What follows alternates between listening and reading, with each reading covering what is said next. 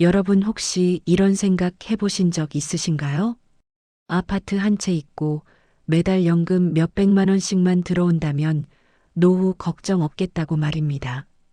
오늘 제가 들려드릴 이야기의 주인공 역시 그렇게 믿었습니다. 경기도 광명시에 9억 원짜리 아파트 한 채가 있고 부부 합쳐서 매달 400만 원의 연금이 꼬박꼬박 들어오니 말이죠. 남들이 보기엔 완벽한 노후였습니다. 그런데 말입니다. 그 부러움의 대상이었던 부부가 지금은 어떻게 되었을까요?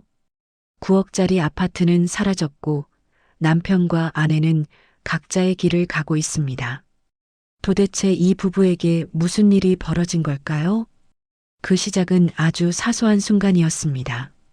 한 여름 저녁 남편이 샤워를 하러 들어간 그 짧은 시간, 거실 소파에 던져둔 핸드폰이 부르르 떨렸습니다.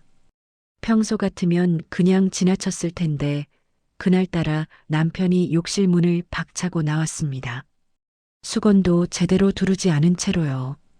핸드폰 화면을 들여다보던 남편의 얼굴이 순식간에 창백하게 변했습니다. 여보, 이게 뭐야? 남편의 떨리는 목소리.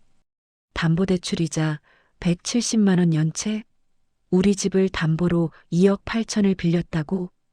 그 순간 아내의 온몸에서 피가 쑥 빠져나가는 것 같았습니다. 숨을 쉬어도 공기가 들어오지 않았습니다. 지난 1년 동안 남편 몰래 숨겨왔던 그 비밀이 이렇게 터질 줄은 꿈에도 몰랐습니다. 자, 본격적으로 이 부부의 이야기를 시작하기 전에 먼저 여러분께 물어보고 싶은 게 있습니다. 혹시 이런 분 계신가요? 집값 올랐다고, 연금 좀 나온다고 마음이 느슨해지신 분들 말입니다. 자식이 힘들다고 울면 내 노후 자금 조금쯤은 내줘도 괜찮지 않을까 생각하시는 분들이요. 오늘 이야기의 주인공도 그랬습니다. 김미연 씨 65세. 30년 넘게 초등학교 교사로 근무하다 퇴직한 그녀는 스스로를 성공한 인생이라 여겼습니다. 남편 역시 대기업 건설회사 부장으로 정년을 채우고 은퇴했으니까요. 매달 25일이면 두 사람의 통장에는 정확히 400만 원이 입금되었습니다. 미연 씨의 사학연금 200만 원, 남편의 국민연금과 퇴직연금을 합쳐 200만 원. 친구들을 만나면 늘 이런 말을 들었죠. 야, 너희 부부 노후 대박이네. 우리는 국민연금 80만 원 받는데 너희는 400만 원이나 되잖아. 광명에 집까지 있으면 세상 부러울 게 없겠다. 그 말을 들을 때마다 미연 씨는 어깨가 으쓱해졌습니다. 그래, 우리는 평생 성실하게 살았고 그 대가를 받는 거야. 이 정도면 노후는 문제 없어. 알고 보니 그게 아니었습니다. 400만 원이라는 숫자는 겉으로만 화려했을 뿐 실제로 손에 쥐어지는 돈은 생각보다 훨씬 적었습니다. 가장 먼저 빠져나가는 건 건강보험료였습니다. 연금 소득이 일정 수준을 넘자 자녀의 직장 건강보험 피부양자 자격을 잃었습니다. 지역가입자로 전환되는 순간 매달 45만 원이 넘는 보험료 고지서가 날아왔습니다. 거기다 9억짜리 아파트의 관리비와 재산세, 종합부동산세까지 합치면 고정 지출만 매달 100만 원이 훌쩍 넘었습니다. 남편은 대기업 임원 출신답게 은퇴 후에도 품위를 유지하고 싶어 했습니다. 골프는 주 2회, 동창 모임에서는 늘 먼저 계산을 했죠. 미연 씨 역시 백화점 문화센터를 다니고 교사 동료들과 브런치 모임을 즐겼습니다. 400만 원이 들어와도 실제로 남는 건 거의 없었습니다. 그런데도 괜찮았습니다. 적어도 아들이 그 제안을 가져오기 전까지는요. 아들은 38. 좋은 대학을 나왔지만 번번이 취업에 실패했고 이제는 결혼까지 해서 어린 손주까지 있는 상황이었습니다. 어느 금요일 저녁 예고도 없이 집에 찾아온 아들의 모습을 보고 미연 씨는 가슴이 철렁했습니다. 며칠 밤을 샌 듯한 얼굴, 핏발 선 눈. 엄마, 나 정말 기회 하나만 더 주면 안 될까? 아들은 유명 커피 프랜차이즈를 인수할 기회가 생겼다며 두툼한 서류를 내밀었습니다. 2억 8천만 원만 있으면 돼. 위치도 좋고 본사 지원도 확실해. 엄마, 이번이 진짜 마지막이야. 미연 씨는 망설였습니다. 2억 8천만 원. 연금 400만 원을 받는다고 해도 그 돈은 결코 작은 돈이 아니었습니다. 그런데 문제는 남편이었습니다. 절대 안 돼. 우린 이제 늙었어. 이 집하고 연금이 우리 생명줄이라고. 자식 사업 도와주다가 우리가 길바닥에 나앉으면 어쩌려고? 남편의 반대는 단호했습니다. 하지만 미연 씨는 아들의 눈물을 외면할 수 없었습니다. 엄마 말고 누가 날 도와줘? 장인댁에서는 나 무시하고 아내는 눈치 주고. 엄마 제발. 그날 밤 미연 씨는 결정을 내렸습니다. 남편 몰래 아들을 돕기로요. 어차피 집은 제 명의였습니다. 남편이 현직에 있을 때 세금 문제로 아내 명의로 해뒀거든요. 내 명의니까 내가 조금만 용기를 내면 우리 아들 살릴 수 있어. 생각처럼 쉽지 않았습니다. 남편이 등산을 간 어느 화요일 오전, 미연 씨는 장롱 깊숙이 숨겨뒀던 인감도장을 꺼냈습니다. 30년 넘게 정직을 가르쳤던 손이 이제는 남편을 속이기 위해 떨리고 있었습니다. 집 근처가 아닌 조금 떨어진 새마을 금고로 향했습니다. 혹시라도 남편에게 연락이 갈까 봐서요. 부인, 대출 가능은 한데요. 2억 8천만 원이면 월 이자가 만만치 않으실 텐데 남편분도 알고 계시죠? 직원의 질문에 미연 씨는 준비해둔 거짓말을 내뱉었습니다. 네, 남편이 사업 자금이 급하게 필요해서요. 도장을 찍는 순간 돌이킬 수 없다는 걸 알았습니다. 변동금리 연 6.5%, 매달 이자만 약 150만 원. 하지만 아들이 약속했으니까요. 카페가 자리 잡으면 이자는 본인이 다 낸다고. 미연 씨는 그 약속을 믿었습니다. 아니, 믿고 싶었습니다. 처음 2달은 정말 괜찮았습니다. 아들의 카페는 역세권 상권에 위치해서 오픈하자마자 손님들로 북적였습니다. 약속대로 매달 150만 원씩 미연 씨 통장으로 이자를 보내왔죠. 남편은 아무것도 모른 채 아들이 드디어 자리 잡았다며 뿌듯해했습니다. 우리 아들 이제 제대로 됐네. 여보, 다음 달에는 크루즈 여행이나 알아볼까? 남편의 그 말에 미연 씨는 가슴이 철렁했습니다. 400만 원 연금은 그대로인데 그중 150만 원은 이미 은행 이자로 빠져나가고 있었으니까요. 실제 생활비는 250만 원. 거기서 건강보험료 45만 원, 관리비와 각종 세금을 빼면 손에 남는 건 100만 원 남짓. 남편이 골프 치고 친구들 밥값 내고 여행 가자고 하면 도저히 감당할 수 없는 구조였습니다. 여보, 이번 달 카드값이 왜 이렇게 많이 나왔어? 아, 당신 등산복 사고 손주 장난감 좀 샀더니 그렇네요.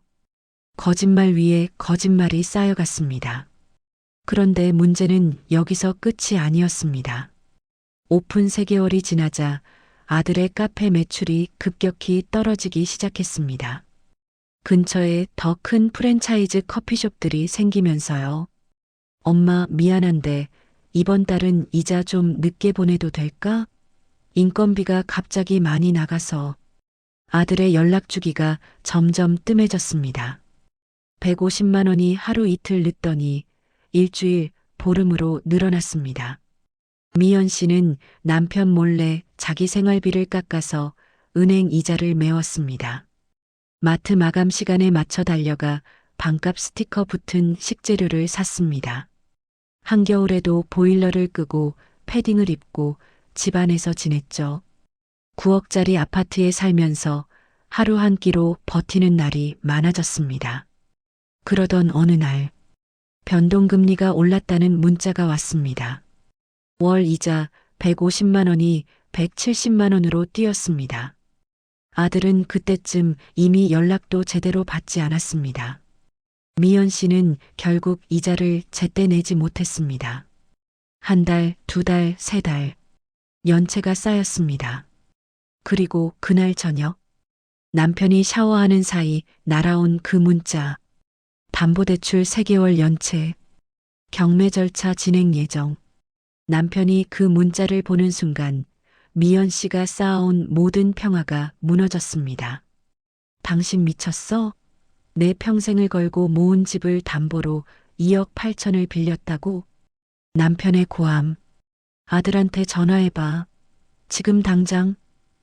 아들에게 전화를 걸었습니다. 아빠, 저도 어쩔 수 없었어요.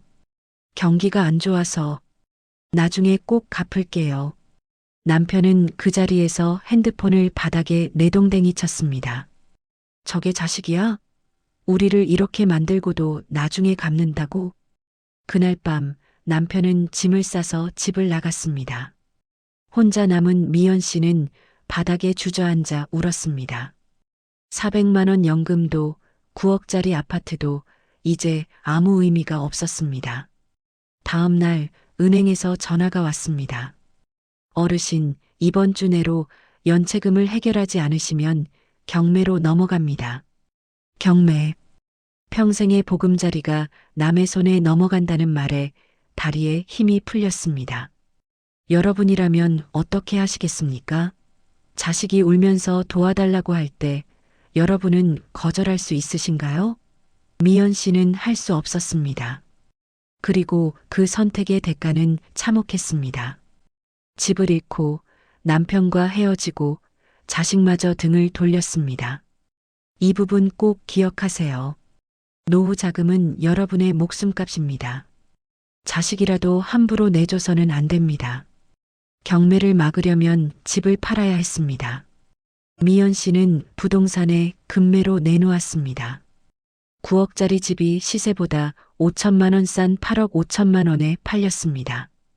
대출 원금 2억 8천만 원, 연체 이자, 그리고 아들이 몰래 쓴 신용카드 대금까지 갚고 나니 손에 남은 돈은 4억 2천만 원. 남편과의 재산 분할 소송 끝에 각자 2억 1천만 원씩 나눠 가졌습니다. 30년 함께 산 부부가 갈라서는 대가가 고작 2억 1천만 원. 남편은 고향 근처로 떠났고 미연 씨는 경기도 외곽의 낡은 빌라로 이사했습니다. 엘리베이터도 없는 4층 빌라. 9억짜리 아파트에서 1억 5천만 원짜리 빌라로. 처음엔 자존심이 상했습니다. 하지만 이상하게도 잠은 더 잘 왔습니다.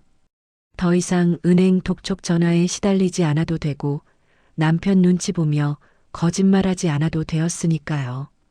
남편과 갈라서면서 미연 씨의 사학연금 200만 원은 온전히 본인 것이 되었습니다. 400만 원이 아닌 200만 원. 숫자는 줄었지만 빚이 없으니 오히려 여유가 생겼습니다. 작은 빌라 월세 50만 원, 건강보험료는 이제 1인 가구 기준으로 12만 원으로 뚝 떨어졌습니다.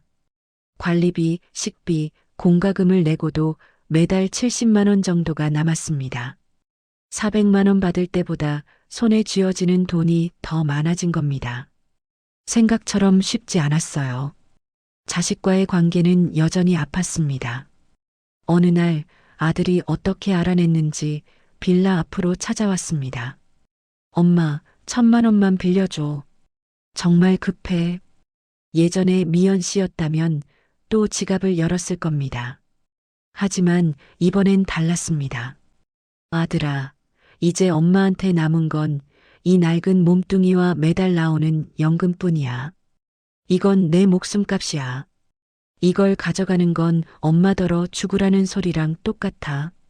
냉정하게 문을 닫았습니다. 가슴은 찢어졌지만 그렇게 하지 않으면 미연 씨가 먼저 죽을 것 같았습니다. 혹시 이런 분 계신가요? 자식에게 다 내줬으니 나중에 자식이 나를 챙겨줄 거라 믿는 분들 말입니다. 남편과는 가끔 문자를 주고받습니다. 감기 조심해. 짧은 문자 한 통이지만 그것만으로도 위안이 됩니다. 다시 합쳐 살 수는 없겠지만 서로의 삶을 응원할 수 있는 최소한의 도리는 남았으니까요.